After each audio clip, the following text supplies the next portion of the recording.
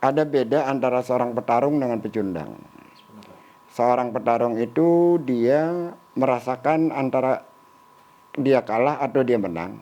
Ketika dia menang, dia nikmati kemenangannya. Ketika dia kalah, dia berikan selamat kepada pemenangnya. Selesai.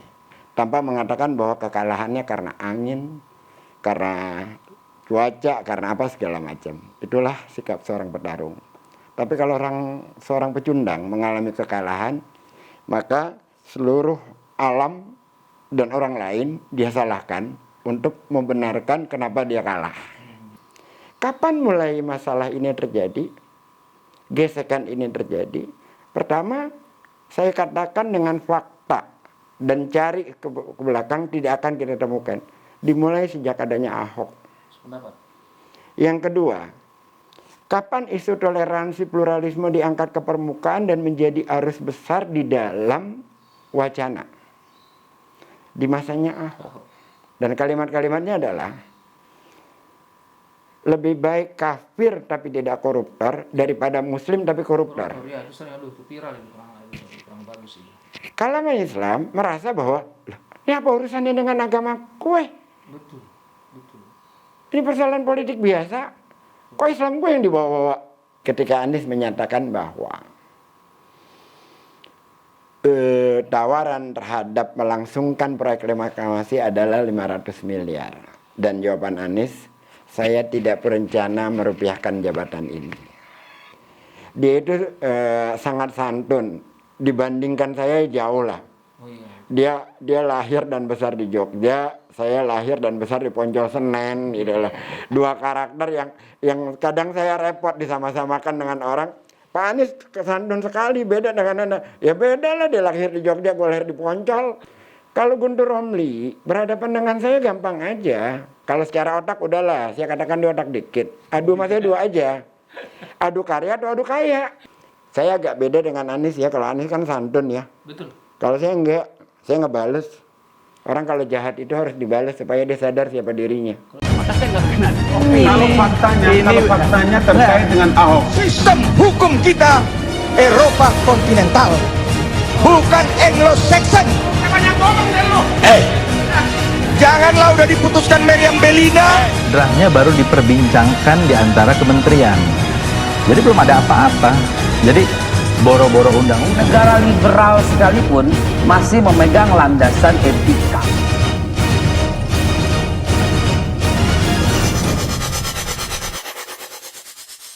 Saya sedikit cerita tentang kakak saya ini adalah bahwa guys Khalifah ini sebenarnya dia dulunya lebih ke orangnya lebih concern ke pendidikan ya bang ya. Sampai hari ini. Sampai hari ini, dan beliau memang namanya dengan Pak Gubernur DKI Jakarta Anies Rashid Baswedan itu concern dengan pendidikan. Perkara misalnya orang bercerita tentang bagaimana menanggapi atau memandang Gubernur DKI Jakarta itu dipecat dia Pak, kalau kami enggak. Beliau tetap adalah orang bagian yang hebat. Kalau nggak salah kakak saya dulu pernah menjadi direktur, masih nggak jadi dokter SDIT? Masih. Sekolah Darul Terpadu. Iya. Masih kan? Masih. Nah ini adalah Bang Ges Khalifah, dan saat ini beliau 2018 kalau nggak salah sudah diangkat menjadi komisaris, salah satu komisaris Ancol Bang. Betul. Masih nggak? Masih. Nah Bang, kita ini aja langsung aja, nanti Abang akan bercerita tentang sekarang Abang setiap diwawancarai oleh stasiun televisi, besoknya pasti ada yang nyinyir orang cerita tentang gubernur kita itu. Itu apa sih maksud mereka itu sebenarnya? Bukan maksud ya. Yang sebenarnya adalah sikap pecundang. Jadi begini, ada beda antara seorang petarung dengan pecundang. Seorang petarung itu dia merasakan antara dia kalah atau dia menang. Ketika dia menang, dia nikmati kemenangannya. Ketika dia kalah, dia berikan selamat kepada pemenangnya. Selesai. Jadi kalau di dalam pertandingan tenis gitu, ketika seorang pemain tenis kalah, kalau dia bertarung, dia akan melompati raket tenis dan buru-buru menyelamatkan kepada lawannya, memberi selamat. Tanpa mengatakan bahwa kekalahannya karena angin, karena cuaca, karena apa segala macam. Itulah sikap seorang petarung. Tapi kalau seorang pecundang mengalami kekalahan, maka seluruh alam dan orang lain dia salahkan untuk membenarkan kenapa dia kalah. Jadi itu adalah sikap-sikap pecundang. Jadi dari awal ketika Anies menang selalu dikatakan kan menang karena politisasi ayat dan mayat. Saya ingin kasih contoh ya. Kebetulan Anda lahir di Jakarta, saya lahir di Jakarta. Kita sama-sama besar di Jakarta. Saya yakin tidak ada satupun orang Jakarta yang bisa membantah cerita saya ini. Mau saya ceritakan? Ceritain aja, Bang. Gini, kalau yang saya katakan mereka itu liberal udik. Kenapa? Mereka mengajarkan kita anak Jakarta tentang toleransi, tentang pluralisme dan segala macam. Anda tinggal di Pedati, saya tinggal di Poncol Senen, itu Jakarta Pusat, Pedati di Jakarta Timur. Pernah nggak kita bermasalah dari kita kecil dengan teman-teman kita yang Kristen, yang Cina, yang Hindu, yang Buddha? Pernah nggak? Nggak pernah. Nggak pernah kan? Nggak pernah. Menjadi terbiasakah orang Betawi, orang Jakarta, di ujung warung sana ada warung Babah Kudin, atau warung Babah Kos siapa, dan kita biasa utang di warung-warung Cina itu? Betul. Terbiasa sekali. Oke. Terus terbiasakah kita dengan teman-teman kita, saya ya, di Poncol Senen sana, kebetulan tetangga saya, pada umumnya kebanyakan yang di depan itu kan toko, belakangnya rumah. Itu anak-anak Cina semua gitu loh, teman-teman saya. Ada Apin, ada Aceh, ada Alut, ada Tekming, macam-macam lah. Itu teman-teman. Kalau hari Minggu, saya nungguin mereka di Gereja Ayam Pasar Baru. Kalau kita lagi sholat Jumat, ini waktu zamannya main atau kalau lagi libur sekolah atau apa pokoknya ya. Mereka nunggu saya di depan masjid. Setelah itu kita main bareng lagi, kita ngebut-ngebutan lagi di sepanjang Gajah Mada, macam-macam. Ada persoalan diskriminasi? Gak ada. Bahkan kata toleransi pun kita tidak familiar, menjadi asing bagi kita kata itu. Karena anak Jakarta lahir, hidup, ya mulai main, terbiasa. Teman sekelas kita, bahkan sebangku kita, ada yang agamanya Hindu, ada yang agamanya Buddha, ada yang agamanya Nasrani, gitu. Biasa sekali. Kita tidak pernah mengalami persoalan kebinekaan. Kita tidak pernah mengalami persoalan tentang toleransi. Karena itu menjadi kehidupan yang inheren di dalam kita bertetangga sehari-hari. Contoh yang menarik lagi lainnya adalah begini. Saya rasa teman-teman di Jakarta yang lahir dan besar di Jakarta mengalami. Kalau Lebaran, umi saya itu membuat kue ketupat, membuat makanan ketupat, lantas meminta saya mengantarkan ke rumah tetangga-tetangga saya yang Chinese itu. Sebaliknya, kalau lagi Lebaran Cina, cap gome atau apa, ada kue merah itu apa namanya itu, mereka mengantar ke rumah saya. Terus pernahkah ada gubernur non Muslim di Jakarta? Pernah, Hangantung namanya. Dan kita tidak ribut, biasa sekali. Kapan mulai masalah ini terjadi? Gesekan ini terjadi. Pertama, saya katakan dengan fakta dan cari ke belakang tidak akan kita temukan. Dimulai sejak adanya Ahok. Yang kedua, kapan isu toleransi pluralisme diangkat ke permukaan dan menjadi arus besar di dalam wacana? Di masanya Ahok. Apakah itu kontekstual dengan kita masyarakat Jakarta? Enggak konteks. Karena kita terbiasa, hidup berbeda itu terbiasa. Kita bertetangga di depan rumah kita itu, saya ya, dan banyak sekali teman yang ngalamin kayak gitu. Di depan rumah saya itu kebetulan orang dari Manado, dia kalau malam Natal ada seperti kebaktian ya di rumahnya. Nah, terus ya saya supaya parkiran mobil itu tidak penuh, saya membuka garasi rumah saya untuk tamu-tamunya menaruh mobil di rumah saya. Dan kalau di rumah saya lagi ada pengajian, mereka bersikap sama. Mereka bersikap sama gitu loh. Itulah wajah Jakarta, wajah yang kita kenal. Siapa yang merusak ini? Yang merusak ini adalah mereka yang berpaham berpikir tentang liberalisme, terus dia wacanakan ke kita dalam rangka mendukung Ahok, lalu menyerang semua orang yang tidak suka kepada Ahok sebagai anti pluralisme dan intoleran. Ya, terjadi itu. Yang intoleran siapa? Yang diskriminatif siapa? Soal pilihan adalah soal demokrasi. Iya, kalau menang biasa. Kalah menang biasa, soal mulailah bicara tentang politisasi ayat dan mayat segala macam. Saya ingin bertanya kepada mereka itu, kapan Anies dicalonkan? Kalau kita bicara buka data ya. Iya, iya, harus. Anies dicalonkan itu tanggal 23 September 2016, hari terakhir Iya. ketika pendaftaran Pilkada DKI. Dan nggak masuk kandidat waktu itu. Iya. Betul. Kapan isu tentang SARA dibangun? Dibangun oleh mereka dari tahun 2015 awal. Siapa tokoh-tokohnya? Tokoh-tokohnya adalah Guntur Romli, Saiful Mujani, dan serombongan mereka itu. Kalimat-kalimatnya itu cukup menyakitkan di kalangan umat Islam, terutama kalangan umat Islam yang di tengah, yang tidak peduli dengan persoalan pilkada. Kan kita udah biasa pilkada. Fauzi Bowo sebelumnya dengan Adang Dorjatun, kemudian Fauzi Bowo dengan Jokowi biasa-biasa aja. Bahkan kita pernah punya gubernur non muslim Hengantung, ya biasa-biasa aja gitu lah. Tapi semangat mereka untuk memperjuangkan Ahok, maka mereka membuat framing yang tidak mendukung Ahok adalah intoleran. Dan kalimat-kalimatnya adalah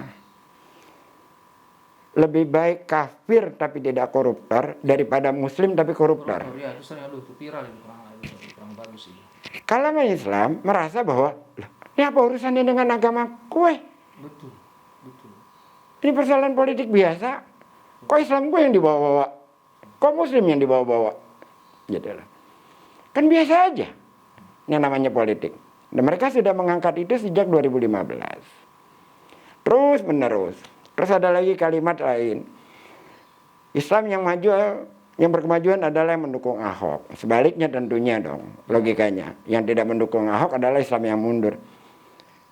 Apa relevansinya antara Islam yang mendukung Ahok adalah Islam yang maju, yang tidak mendukung Ahok adalah Islam yang mundur? Relevansinya apa? Yang mengatakan SARA itu jadi siapa sebenarnya? Yang mempolitisasi agama itu siapa sebenarnya? Ini kasus 2015.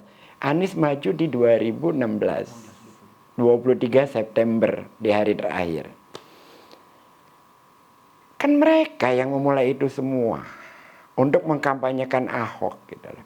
Loh, terus dikatakan menang karena politisasi ayat dan mayat. Katanya mereka. Yang mengancam janda-janda bahwa mereka tidak akan dapat KJP kalau Ahok tidak menang siapa? Kan mereka juga. Kan mereka yang mengancam janda-janda itu. Jadi mereka mengancam dibalas lagi dengan ancaman. Sama aja di publik itu. Nah cuma kitanya yang akalnya sehat sebaiknya lebih objektif. Nah, terus saya ingin katakan begini, ini ada buktinya, banyak sekali buktinya. Ketika isu semacam itu dibangun, Anies langsung katakan, copot spanduk-spanduk itu. Kalau ada yang meninggal dan tidak disalatkan, saya akan datang dan saya akan mensalatkannya. Anies jelas. Bisa dicari jejak digital, ada, banyak sekali. Tapi karena sikap pecundang, sekali lagi saya katakan, sikap pecundang, tidak menerima kekalahan, maka terus-menerus ini dibangun. Nah, ini satu tentang sikap pecundang. Yang kedua, bazar-bazar ini bisa terus-menerus seperti itu, apakah tidak ada orang lain di dalamnya? Betul. Di belakang mereka? Di belakang mereka ya. Pasti ada. Coba kita logikakan ketika Anies menyatakan bahwa tawaran terhadap melangsungkan proyek reklamasi adalah 500 miliar. Dan jawaban Anies, saya tidak berencana merupiahkan jabatan ini.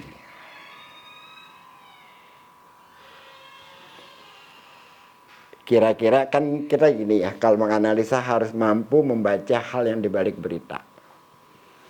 Ada nggak hubungannya antara kapital yang sudah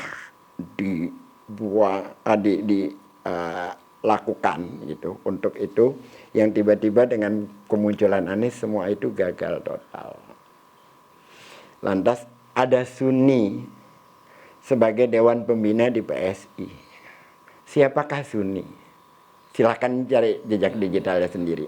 Saya hanya memberikan titik-titiknya. Silahkan menganalisa gitu loh.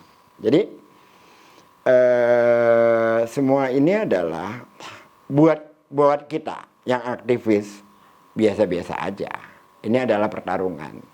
Bahwa mereka melakukannya dengan cara-cara pecundang, yaitu mentalitas mereka. Yang juga harus kita terima dan kita hadapin. Tidak bisa tidak. Ya ada satu apa itu meme atau menurut saya satir ya, bahasa satir dari Anies. Anies kan orang yang jarang ngomong, dia nggak pernah ngebalas. Tapi kalau saya salah kalimatnya, tolong diralat oleh Bang Ges. Yang dia bilang jangan dilawan atau jangan dihukum lah orang-orang disebutkan, karena mereka juga cari makan. Kalimat itu bukan dari Anies. Bukan ya? Bukan. Kalimat itu bukan dari Anies. Anies itu tidak pernah membuat kalimat-kalimat yang sarkasme semacam itu. Dia tidak pernah. Dia itu sangat santun. Dibandingkan saya jauh lah. Oh, iya. Dia lahir dan besar di Jogja. Saya lahir dan besar di Poncol Senen. Gitu lah. Dua karakter yang kadang saya repot disama-samakan dengan orang. Pak Anies santun sekali, beda dengan Anda. Ya beda lah, dia lahir di Jogja, gue lahir di Poncol. Iya. Nilai apa gregetnya beda. Iya, itu karakter yang terbiasa kita sudah ada dari jati diri kita dan lingkungan kita dibesarkan gitu loh. Oh, jadi kembali masalah yang bahasa tadi itu bukan gubernur kita ya yang nulis itu. Bukan, sama sekali bukan. Ini masker saya TNI Polri ini bukan sosokan, tapi emang dapat hadiah ya. Jadi saya pakai aja gitu. Jangan nanti kesannya kan sekarang apapun gitu dijadikan masalah gitu. Ini dapat hadiah ya saya pakai gitu. Sampai segitunya Bang ya. Wah, dahsyat. Apapun kesalahan sekecil apapun mereka bangun untuk mendiskreditkan orang lain. Hidup berdasarkan fitnah. Saya tidak tahu betapa sedihnya hati ibu mereka melihat anaknya mendapat. Seperti itu, betul. Abang sedang ngadepin kayak gitu gimana Bang? Saya. Iya. Pertama, saya sedih. Sedih kalau saya berpikir secara kebangsaan. Kan begini, bangsa ini dibangun untuk membuat negara ini menjaminkan hak-hak warga negara. Lantas para pemikir di masa lalu itu dengan luar biasanya menjadikan bahasa Melayu menjadi bahasa Indonesia yang merekatkan sekian ratus bahasa. Dan banyak suku-suku besar itu yang mau mengalah untuk menjadikan bahasa Melayu itu menjadi bahasa Indonesia. Luar biasa sekali. Tiba-tiba dibangun terus-menerus keterbelahan ini yang tidak perlu. Kita menjadi kehilangan kalau bahasanya Rocky itu kan kehangatan berwarga negara. Betul, kehangatan berwarga negara. Jadi mengalami kehilangan itu. Saya ingat sekali ada namanya Milis Kahmi dulu, Kahmi Pro Network, dibuat oleh Iksan Lembah. Itu berdebat keras antara saya dengan Hamid Basyaib, dengan Lutfi Asokani, teman-teman jaringan Islam liberal. Tapi tidak merusak perkawanan. Biasa aja. Perdebatan itu keras. Biasa aja. Tapi sekarang secara psikologis mereka dari awal ya berusaha melukai hati orang lain. Jadi bukan hanya beradu argumentasi, tapi bagaimana melukai hati orang lain. Cara berkomunikasinya. Meme-meme yang dibuat segala macam. Itu kan akhirnya kita kehilangan kehangatan persahabatan. Bukan lagi kehangatan berwarga negara. Bahkan kehangatan persahabatan kita kehilangan. Diskusi-diskusi 80-an itu luar biasa mencerahkan. Anak-anak yang lahir di mahasiswa 80-an itu biasa terbangun oleh diskusi. Karena masa itu adalah aksi informasi. Karena kan pengap sekali ya demokrasi kita di masa itu. Sekarang nggak ada lagi. Sekarang rusak semua. Jadi setiap orang dilihat blok kemana? Blok kanan atau blok kiri, kira-kira gitu. Dan itu sebagai sebuah bangsa sangat tidak menarik. Kreativitas kita akhirnya berhenti, yang lahir adalah ekspresi-ekspresi kebencian. Plus ditambah lagi kedunguan para buzzer. Iya. Betul. Kedunguan. Itu luar biasa. Mereka itu, ini kan aneh. Orang-orang yang tidak pernah tampil tulisannya di jurnal, di artikel. Kapan deh para buzzer itu Anda lihat tulisan-tulisannya? Gak pernah. Iya. Mereka hanya menulis dengan imajinasi sendiri, dengan data sendiri, lalu diviralkan oleh orang-orang yang dulunya itu menjadi figur publik sebagai public opinion. Mereka ngikut memviralkan tulisan-tulisan kacangan seperti itu. Hanya karena terlibat secara emosional, bukan karena nalarnya. Itu kan luar biasa, itu terjerembabnya kita di dalam alam, bahasa saya itu alam otak dikit. Ada waktu wawancara ya, saya lihat di stasiun televisi, saya sebut lah ya, TLC kan, waktu Bang Des berdebat dengan Guntur Romli kan. Ini terakhir yang ditanyakan oleh Karlias. Sekarang apa kerjanya? Kata Bang Des bilang, saya itu adalah komisaris Ancol dan saya juga adalah pengusaha properti. Dari gesturnya si Guntur Romli kayak ngenyek gitu. Artinya bahwa saya bahasa ngenyek yo, saya serius aja, saya bahasa ngenyek gitu. Bahwa terkesan bahwa lu kan ngebela Anies gara-gara lu kasih jabatan. Kesana nggak lo? Guntur Romli itu tahu persis karena dia ada di milis Kami Pro bahwa saya mendukung Anies bukan dari sekarang. Saya mendukung Anies itu dari 2007. Ketika dia menjadi rektor Paramadina, dia menggaungkan Indonesia Mengajar, itu luar biasa. Kita, bukan kita ya, saya mengenal Indonesia secara lebih dalam. Itu lewat anak-anak yang dikirim ke pedalaman. Tidak ada signal HP, tidak ada listrik. Mereka bercerita tentang bagaimana di kampung situ. Lalu divideokan, dibuat narasi yang menjadi luar biasa. Dan itu ratusan anak-anak itu. Anak-anak orang kaya, terdidik, kadang ada yang sudah kerja di Singapura dengan gaji ribuan dolar, balik ke Jakarta, ke Indonesia, untuk bersusah-susah, bersulit-sulit hidup di pedalaman. Itu yang dilakukan oleh Anies. Yang dilakukan Guntur Romli itu apa? Manggil lesbian jadi pembicara, ngutak-ngutik hal-hal yang di dalam Islam sudah baku. Nulis buku, semua orang bisa nulis buku, baca referensi lain, tulis sekarang sendiri. Terus ngoceh macam-macam, semua orang bisa, segala macam yang kontroversial itu bisa. Kalau Guntur Romli berhadapan dengan saya gampang aja. Kalau secara otak udahlah, saya katakan di otak dikit. Adu sama saya dua aja. Adu karya atau adu kaya? Oh iya, betul. Adu karya atau adu kaya? Gitu aja. Adu karya maksudnya gini. Ini sombong kepada orang sombong itu boleh. Apa nih? Adu karya gini maksudnya. Kan kita anak bangsa. Dia kan selalu bicara kebinekaan, selalu bicara NKRI. Kita bicara dong. Apa yang secara pribadi kita lakukan terhadap bangsa ini? Nah, saya mau beradu di situ. Mereka kan ngenyek tentang aktivitas sosial saya. Ya sudah, adu saja. Adu. Maksudnya adu gini. Orang yang mengenyek itu, lo lakukan apa, gue lakukan apa. Saya tidak ingin bicara, ini gue lakukan ini, enggak. Tapi saya ingin mengajak, ayo. Apa yang Anda lakukan, apa yang saya lakukan. Saya agak beda dengan Anies ya, kalau Anies kan santun ya. Betul. Kalau saya enggak, saya ngebales. Orang kalau jahat itu harus dibalas supaya dia sadar siapa dirinya. Kalau gubernur nggak mau dia.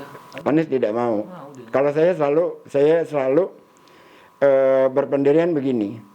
Ketika orang menghinakan orang lain, mengeruhkan muka orang di muka umum, maka dia pantas dikeruhkan. Agar dia tahu siapa dirinya. Agar dia dapat pelajaran gitu. Ternyata dikeruhkan muka kita di muka umum tuh nggak enak ya. Gitu. Kalau yang kayak gitu. Tetapi kalau sama orang-orang yang di bawah kita, yang kehidupannya sangat ini, jangan coba-coba.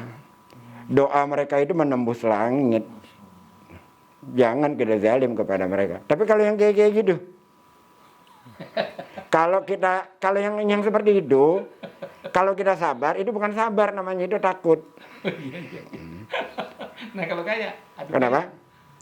Maksud saya gini, mereka itu dengan angkuhnya seolah-olah mereka kelas menengah elit di Jakarta ini. Seolah-olah bahwa mereka tonggak pembaruan di Republik ini. Gayanya itu seolah-olah mereka udah yang paling segalanya. Seolah-olah kalau dari kalangan Anies itu dekil, miskin, bodoh. Ya saya ingin tunjukkan aja. Ya udah lo udah kaya aja sama gua, ada sertifikat lo berapa di Jakarta, lawan sama gua. Iya betul. Itu aja, repot amat itu kan. Karena kan Abang pernah nggak sih bang negor maksud ngomong dengan gubernur kita tuh, lo lawan dong Nis, masa lo diem aja gitu nggak? Karakter ya. Karakter dia itu solid ya. Dia meyakini bahwa kebaikan tetap kebaikan dan kebaikan akan menemukan jalannya sendiri. Jadi dia yakini itu. Jadi kita yang gregetan, tapi ya karena karakternya kayak gitu ya sudah.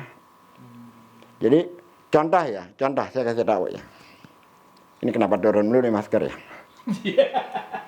Jadi rame soal AIK Bond oleh PSI.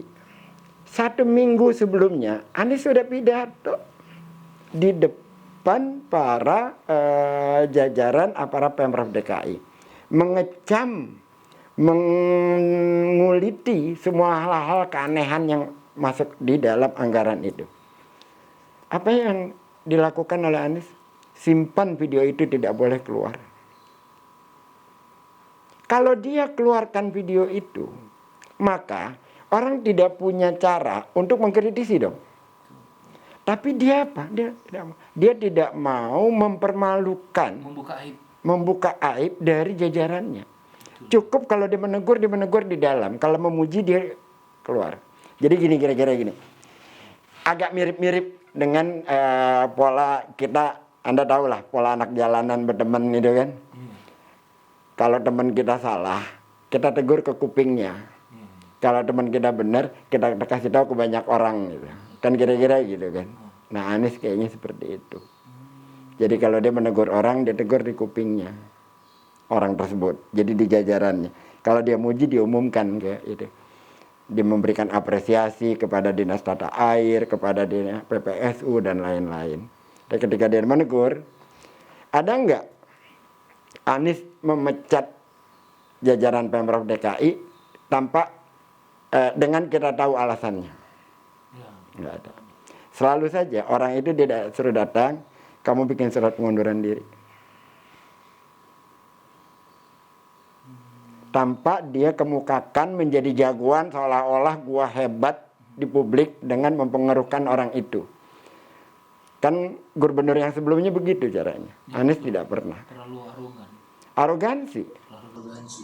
Nah, kembali ke pembicaraan awal tadi ya, saya ingin katakan. Kebencian kita, kemarahan kita kepada Ahok bukan kepada etnisnya. Ya, sebenarnya saya Pada perilakunya. Perilakunya betul. Tidak ada urusan dengan etnis di Jakarta ini. Iya, dan mereka mana-mana aja kok etnis itu. Saya tuh suka lucu gitu dengan kalimat-kalimat yang mereka kemukakan gitu.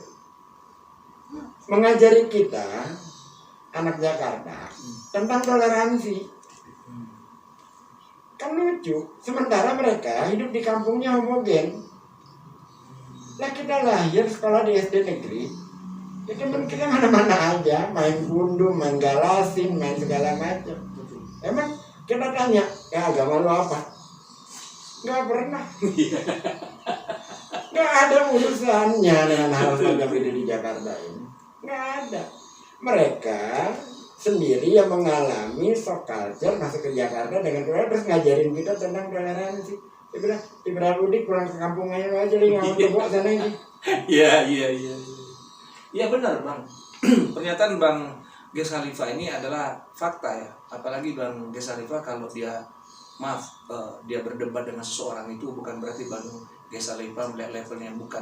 Karena Bang Ges Khalifah sangat tahu siapa yang saya ajak ngomong ini. Dia tahu betul sejarahnya, dia tahu betul latar belakangnya. Dan kalau ingin berdebat dengan Bang Ges Khalifah harus ada data dan fakta. Sebabnya Bang Ges Khalifah kalau berdebat dengan orang, dia tidak mau membangun suatu kebencian dan mengarahkan orang itu untuk tidak suka dengan apa yang dibahas itu. Nah itu yang luar biasa dari Bang Ges Khalifah. Makanya kalau kita saksikan Bang Ges Khalifah selalu wawancara atau dia satu acara debat atau apa, Bang Ges Khalifah dengan tenangnya, kalaupun nada Bang Ges Khalifah itu tinggi, memang nada orang poncol Bang ya. Iya, aksentuasi itu kan bawaan. Itu bawaan itu seorang gitu. Iya, benar memang. Tidak ada di Jakarta ini dulu intoleransi itu nggak ada. Aman-aman aja kok. Semenjak datangnya Ahok malah jadi sesuatu yang kurang nyaman ya. Ya, sahabat kawan TV One, wawancara ini sebenarnya menurut saya agak kurang ya, karena kita terikat ruang dan waktu, jadi kita akhir dan wawancara ini. Jujur aja kalau ngobrol dengan Bang Ges Khalifah ini nggak bisa 30 menit, sejam, semua seharian, jadi terkupas tuntas semua. Dan dia akan buka apa sebenarnya permasalahan-permasalahan yang selama ini sering dihadapi oleh Bang Ges Khalifah tentang orang-orang yang selalu nyinyir kepada Gubernur DKI Jakarta, Bapak Anies Rashid Baswedan. Sebenarnya kasihan juga sih sama beliau, tapi pendukungnya ya, kawan-kawan kita semua itu merasa kok Bapak nggak bergerak gitu, dimarahin diem aja. Tapi Bapak tuh diem banget gitu kan, nggak terlalu itu. Santunnya berlebihan nggak sih itu? Dia bukan diam. Dia menjawab dengan karya. Ya, itu pendapat saya. Dia menjawab dengan karya. Yang kedua, dia mendapat keberkahan dari itu semua, karena semakin diperlakukan semacam itu. Doa dari ibu-ibu yang bangun tengah malam itu, saya itu bukan 1-2 ya, ribuan bahkan yang mengirim doa itu. Saya tahu bagaimana mereka tuh di tengah sholat malamnya mendoakan gubernur itu. Saya tahu. Kemarin saya ke William di puncak gunung, saya lagi duduk ngopi di sebuah kedai yang sunyi, tempat itu nggak ada apa-apa. Seorang bapak datang, Pak Ges ya. Lalu bapak itu cerita, Pak, di akhirnya ya, Pak, tetaplah bersuara dan jaga Pak Anies, Pak, dia pemimpin baik. Masya Allah. Itu pesan yang bukan sekali 2 kali saya terima ketika saya berada bahkan sering di luar Jakarta. Jadi, dan kalau lihat perkembangan Jakarta sekarang, yang ngomong-ngomong tentang Jakarta tidak maju-maju, Jakarta mundur, Jakarta segala macam, saran saya sederhana. Kalau punya penyakit mata katarak, datang ke saya bantu operasinya. Karena saya melakukan operasi katarak gratis berkali-kali. Udah ribuan yang kita lakukan. Bagus. Ya, sahabat kawan TV One, satu hal yang saya ambil kesimpulan, yaitu pernyataan terakhir. Jadi kalau orang mau nyinyir ya tentang Pak Gubernur DKI Jakarta, ke tempat rumah Bang Ges aja deh, ke rumah dia, nanti dioperasi kataraknya biar sembuh, biar melek gitu loh. Alhamdulillah. Tapi saya bangga dengan Gubernur DKI Jakarta bahwa beliau tidak pernah membangun konfrontasi dengan siapapun. Dia tidak pernah benci dengan siapapun. Malah orang-orang yang tidak suka dengan dia bukan berarti dirangkul, dia hanya dengan senyuman saja. Ya kan, dengan karya yang dia kerjakan. Insya Allah kita memiliki Gubernur DKI Jakarta ini akan berlanjutan, dan semoga Allah merestui dia untuk menjadi pemimpin selanjutnya. Kawan-kawan, sahabat kawan TV One, saya akhiri pertemuan atau wawancara saya dengan abang saya atau kakak saya, Ges Khalifah, dan doakan juga kakak saya, abang saya ini dia selalu sehat, dan dia berbicara benar, dan selalu dia membela yang benar, dan nyawa itu dia sebagai seorang concern dengan pendidikan tetap dilanjutkan, dan sampai sekarang pun mereka masih sebagai direktur di salah satu sekolah itu Bang ya. Kita doakan sehat selalu, dan sahabat Wan kawan TV Wan, salam jumpa. Assalamualaikum warahmatullahi wabarakatuh. Waalaikumsalam. Kalau faktanya terkait dengan Ahok, Sistem hukum kita Eropa kontinental, bukan Anglo-Saxon. Janganlah udah diputuskan Meriam Bellina. Draftnya baru diperbincangkan di antara kementerian. Jadi belum ada apa-apa. Jadi boro-boro undang-undang. Negara liberal sekalipun masih memegang landasan etika.